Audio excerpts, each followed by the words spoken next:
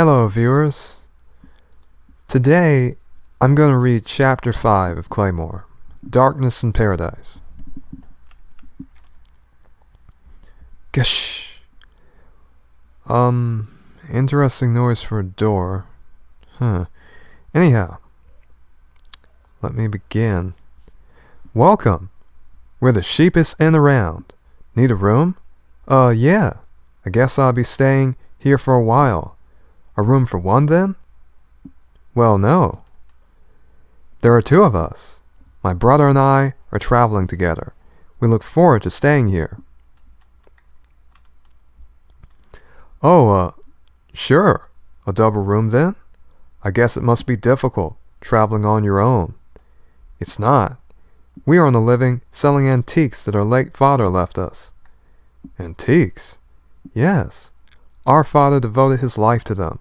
This is the last piece in his collection. I've been told this is from the Renoa period. It's a statue of a goddess by Auguste. Yes, that's a French name. That's really something. How much do you want for it? The price is 10 million beras. 10 million? Sorry, miss, but it just don't look like it's worth 10 million. I think your father was having you on. Yes, I think so too. But since we travel around selling our father's memories, we decided to try and sell them at the price our father set. Then I reckon I should keep my trap shut. Good luck. Here's your room key. I see. Thank you very much. They'll never sell that thing.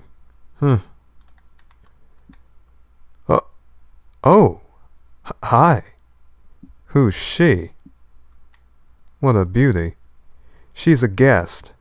Said she's traveling with her brother selling antiques. Antiques? That's unusual these days. Sure she's not a Yoma? Don't be daft. She's got a brother, and monsters rarely travel in pairs. Ever. Well, for them to wander into town in these troubled times, it's just plain weird. How would they know that with the gag order? Rumors still get out, like the one about a Yoma appearing in the holy city of Rabboni. Creak. This room is huge. It is rather nice. Times may be hard, but this is still a holy city.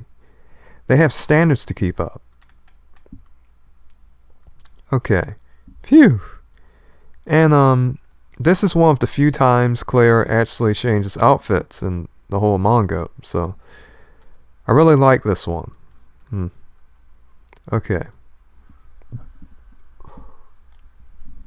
Claire, are you okay? You don't look so good. Don't worry, I'm fine. It's the pills. Rabboni. The place they call a holy city. That's right. The request came from there. They want you to hunt down a Yoma that's appeared in town. But Rabboni is... Yes, anything unnatural, objects, tools, people, is forbidden in the holy city of Rabboni.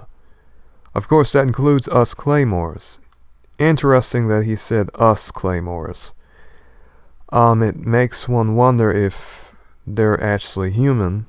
Red Moon, Blood Moon, a person who comments on the channel sometimes, he happened to mention that there is a theory that these people may not exactly be human. Perhaps there is something to that. If that's so, then we can't... Not necessarily. This is a matter of special urgency. We've been asked, therefore, to enter the city without revealing ourselves, and to dispatch the monster quickly and quietly. That's the specific request. So it's a covert operation. Is that what you're saying? Precisely. There's a small container inside. Open it. Click. Never seen those, eh? They don't look like much, but The pills will suppress your powers. They'll temporarily change your eyes back to their natural color. You won't give yourself away, but you'll also lose the ability to sense Yoma. So after you slip into town, you'll have to search for it the old-fashioned way. You'll find some other things you'll probably need in the pack, including some clothes that should suit you. Okay. Actually, let me take a look and see if my audio is okay. It's alright. If we pretend that the boy is your brother, you can sneak into town without raising suspicion. Is that why I was assigned a job? To take advantage of that? Well, they picked the best person for the job. That's all. You've been trained for these situations. Don't be so gruff in town. Alright. And try to look like a modest young lady in those clothes we gave you. Claire! What is it? Are you alright? Oh, I was just daydreaming. You sure you're okay? Maybe you should get some rest. I'm fine. Time is short. Let's go out. Hey, headed out? Yes, we're going to take a look around town. You keep changing your personality. It's amazing. I've had some training. Covert operations are part of our job. We've learned to carry ourselves so we can blush like an aristocrat or smile like a prostitute. What, are you interested? Shall I show you? What? No, that's okay. Oh, goodness. How ridiculous. Clang, clang. This is Rabboni Cathedral, the center of the town. Let's go inside. Okay. Alright, you have a interesting religious scene here. People are praying. I can't really see this picture. I don't know what it is of. Clang. The baptismal hall is beyond here. It's closed to the general public. Oh, we came to be baptized. Do you have proof? Yes. This is proof that you've completed the pilgrim's journey. You may enter. Wow, this is creepy. They have mummies. Must have been some big shot. That's interesting. That is an Egyptian custom of mummifying the bodies of the wealthy and the nobility. Interesting that they added that cultural influence into this manga. I knew it. No matter where I go, I can't even catch a whiff of the Yoma. I guess searching the town is the only thing to do. You there? If you're here to be baptized, please come this way. That is a very interesting symbol. This symbol is the rod of Asclepius. It's also the symbol of pharmacy. At least it is used today as the symbol of pharmacy. And the serpent on the pole, in a sense, is considered a symbol of healing because the serpent sloughs off its skin, its dead skin, and many people consider that to be a symbol of renewal and regeneration. Also, when the Hebrews were crossing the desert, the Lord had sent fiery serpents to bite them because they were disobedient. And so God told Moses to craft a bronze serpent and put it upon the pole. And anyone who had the faith to look upon the serpent would be healed. As far as I remember, the Hebrews did take that bronze serpent and staff, or pole, or what have you, to Israel with them, but they had to destroy it because people started worshiping it.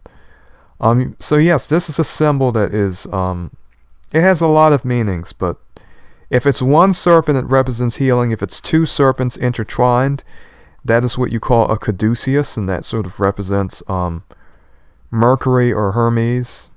androgyny, and a few different other things. But in this case, we have one serpent. Please come this way. Are you Father Vincent? Yes. It's an honor to meet you. I baptize you in the name of our Lord. What is the name of yours? It is Remuto. I have come from the land of Sutafu. Ooh, this surprised him. But I think he knows who this is. Then, you are. Please lower your voice. Continue, Father. I understand. Let's meet later this evening in the south room on the top floor. There's a curfew at night, so it will be hard to walk around. Will you be all right? Leave it to me, Father. Swish, swish. Very interesting. He has as far as I know, it is called the hand of benediction. The sign of blessing, of prayer. Often used in Catholic and Orthodox churches. That there was the belief that Paul had joint problems, and so he would hold his fingers in a certain way because he couldn't exactly extend them so well, and so apparently they say that's where this sign of blessing comes from. It is claimed that historically Paul had done this, and who knows if the historical account of this is true. It's a story that people have told. If Paul really did pray for people in this way and his fingers sort of had joint problems, who knows if that's the truth or not, but that is apparently why people do this sign of blessing with two fingers. So whoever, the author of this manga did know something about the Roman church and some of their customs. That's very interesting. You are now baptized. Go forth with the mercy of our Lord. Forget not the modesty of a child of our Lord. Ah, thank you very much, Father. Let's go. Okay. Oh, so that was... One moment. Alright. Finished your dinner? Yes, it was delicious. Glad to hear it. Where's your brother? Oh, he ate so much he fell asleep. Is that so? I'm glad I gave him a large helping. You should get some rest too, young lady. You must be tired from your long journey. I will, thank you. By the way, this town has a curfew at night, so you can't go walking outside. Yes, I knew that. Sorry I made you eat my share. Nah, it's okay. It's not like it's your fault that you eat so little. It would be suspicious if we left too much food. Oof. And I came along as the cook, so that's kind of my job. Even if it's not quite how I imagined it. Huh? Was that a smile? Okay, I did like this particular chapter in the manga because there was more socializing and less fighting. And you get to understand the characters more. There are not too many chapters like this that are this, in my opinion, they're this good and have this much socialization. To be honest. Fush. Now then.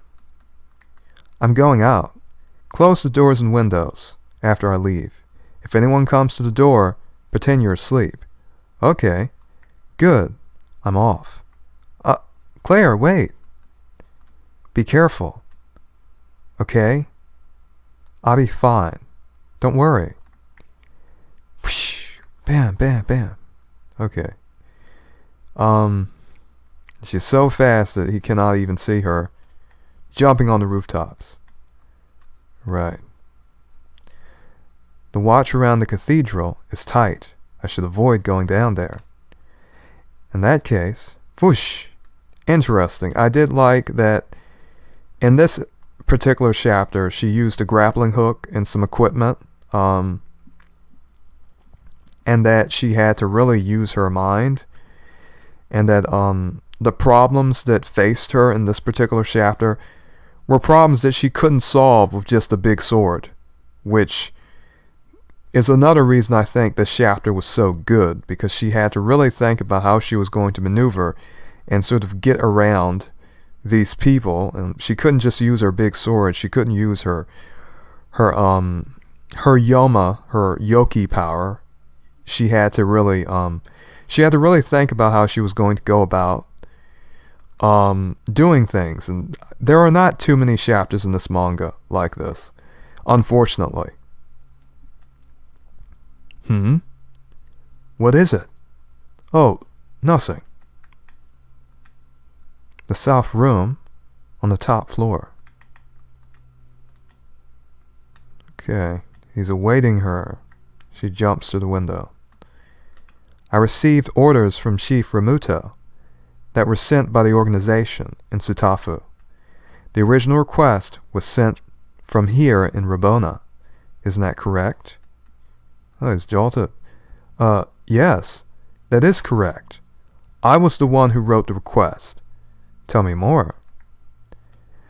The first to die was Father Vaughn. Since then, my colleagues have fallen victim one after another, and each time it's happened inside this cathedral. We are the instruments. Oh, I forgot to read this part. So sorry.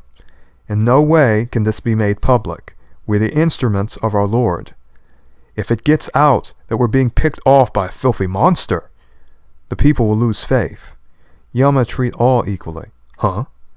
Those who have money and those who don't. Those with status and those without. Whether they're believers or non-believers, male or female, old or young, it matters not. As long as they have flesh, they are all the same. Oh.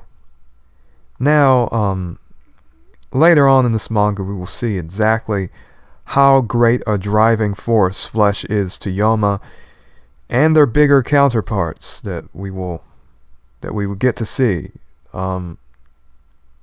Flesh is sort of their impetus, so to speak. Very strange. But apparently they only eat humans. They don't eat anything else, which is quite terrible for civilization. Help us, I beg you. Please, I don't want to die. I can pay whatever you want. To die so horribly, the way the others did? I just... Keep the money, huh? After the job is done, someone will be sent to collect it. You will give it to him then. If I get killed, there'll be no reason to pay. Uh-oh. Even though I'm inside the cathedral, where the Yoma is hiding, I can't sense its aura. To be honest, I probably don't stand a chance. As a priest and an instrument of your god, would you do me a favor? To be honest, I thought they had a goddess. But I don't know, maybe they have both. I really can't say. I thought that... I don't know. Who knows? Maybe they just refer to their goddess as God. Okay. If I die fighting the monster, would you take care of the boy who's traveling with me? You needn't worry, he's just a normal boy. But Yoma killed his family, he has no one else. And he's with me, of course. So there's no way he could turn into a monster. He could be an attendant to the priest or even a floor sweeper. Anything would do. Will you accept him? Ha! Ha ha ha! I'm humbled. Here I am, a servant of our Lord, and yet I worry only about saving myself. But you, a half-monster, a loathsome slayer, who is forbidden to step foot in this town, you've resolved to lay down your life fighting this creature. You're more concerned about that young lad than you are of your own fate. All right, I accept, but please forget about dying. Well, if this must be kept secret, I will do everything in my power to help you. Let's not do anything to make the boy suffer. Thanks. I'm in your debt. Okay, we're jumping on rooftops, but oh no, Bap, bap, bap, bap. Daggers or throwing knives, yes. Quang. Okay. And look at this. This man is wielding his sword with two hands. Which is how you should wield a sword that is big enough to be wielded with two hands. Obviously you have more force with a sword when you actually strike the sword with two hands. But apparently he knows how to properly wield a sword, unlike the Claymores, and they have swords big enough to wield with two hands, but they decide not to. I guess it looks cooler to wield it with one. But I might as well appreciate this while I can. We're not going to see this very often. We're not going to see people wield their swords with two hands very often.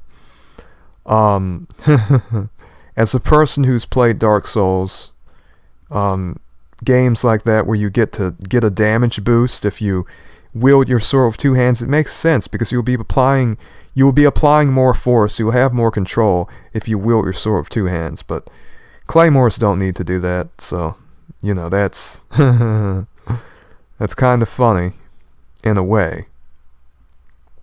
Alright. You're breaking curfew by being out at night. You only have yourself to blame if you're mistaken for a monster and killed while you're running around up here. He's good. He dodged your first move, but all three of my blades should have struck him. Hurts, doesn't it? Yeah! Whack. Okay. Yeah! Kashing. Huh? My knives. Ah, ching. Why that? Ah. It's a girl. Bam. You won't get away. Forget it. It's too late. My knives hit her. She's wounded. We still have a chance. She threw back your knives, and there isn't a drop of blood on them. What? But that can't be. I'm sure they hit her. She must have pulled them out before she threw... Could she have caught them in midair? What on earth is she? Okay. So that was Chapter 5, and Chapter 5 is, in my opinion, it's one of the more interesting chapters. We get to see different characters, we get to see some cultural and religious influences. It's very interesting. I see they use the term father for the priest. Not all churches use the term father. That's more of a Roman, Catholic, and Orthodox type of custom. Many Christians do not use the term father because Jesus said, "Call no man father," and so this is a Catholic influence. This is a type of Roman influence that they've used as an archetype. They have baptisms, they have a cathedral, they have mummies from Egypt, they have the sign of benediction. They took a lot of different cultural concepts and put them in this manga, which was very interesting. I think this particular chapter really showed that more than others and was probably one of the most exciting chapters. I think Rabona is probably one of the most interesting places. If not, I think Rabona is most definitely the most interesting setting in this manga, which I can appreciate because the manga certainly does start off slow. This was one of the better chapters. I don't think many of the chapters really got much better than this. And I think the reason this chapter was so good was because, as I said before, there was less, or at least I think I said it before, there was less fighting in this one, and there was more, there was just more socializing in this one, and so that made this, to me, that made this better. Some people disagree. Some people like more fighting than they do talking. I like talking more. I can learn more about the characters and the story if they're talking. So the fighting is not so very interesting to me. But yes, this was very, I did like this chapter. It is one of my favorites. I may use this as the thumbnail for my video. But yes. Another thing I'd like to talk about is this. If you leave comments for me and I do not get to respond to them in a timely manner, or if I just do not know how to type it out, in other words, if I just do not have any ideas about what I should basically type, I may just write some comments, or rather, I may just do a video. Sometimes I will respond with another comment, with a reply comment, but if I don't have any time for that, I will just make a video and respond to any comments that you leave me. And I will always respond to comments. If YouTube deletes your comments, or if I just cannot see your comment, or if maybe you just want to write something even longer, and you don't want to take the risk of YouTube possibly deleting your comments, you can email me. Go to the About section and see if you can find my email. You have to be signed in to see it, as far as I know. To see Gmail, to see Google emails. So if you're signed in to see it, I don't know if you have to subscribe to see it, or if you just sign in to YouTube and you just see it that way, but do try to do that, because that way you can send me emails. There was a particular commenter, there was a particular channel called Red Moon, Blood Moon, and I don't know if you call, particular users channels. I mean, it depends if you make your account that way, but there was a particular YouTube user who had left me very good comments, but I couldn't respond to them all that day, and I said, well, I just did not have the time to respond to them. I'm sort of busy. And so I said, I'll make a response video to it. And so that's what I did.